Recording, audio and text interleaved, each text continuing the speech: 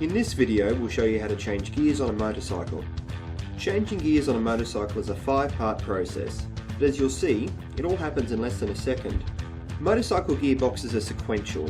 You need to shift through each gear, unlike a manual car where you can skip gears. So starting in first, you go into second, third, fourth, fifth, and then sixth.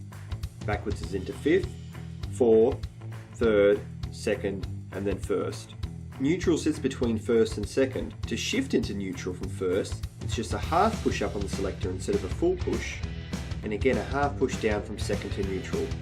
A full push to get out into gear. To push the gear selector up or down, you need to pull in the clutch lever, also known as disengaging the clutch. While at speed, you need to roll off the throttle to unload the drivetrain, and then pull in the clutch lever, allowing you to push up or down on the gear selector.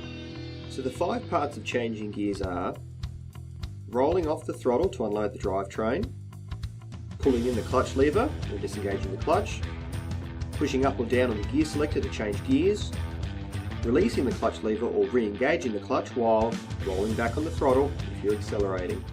Let's look at it happening all at once.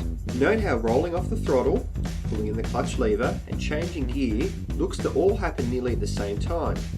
When riding at speed, this becomes even more apparent. Let's watch it again at half speed. You roll off the throttle just before you pull the clutch in. Similarly, you roll back on the throttle just as the clutch is being released. Note the foot comes up to change gear only when you need to change the gear. It doesn't sit under the selector, as doing so puts undue strain on your gearbox and on your foot. The only difference with downshifting is that you usually downshift when you're slowing down, so you don't need to immediately roll back on the throttle. Instead, you may be holding the front brake lever. Looking at it on the road, you'll note that the actual time it takes to shift gears is even quicker.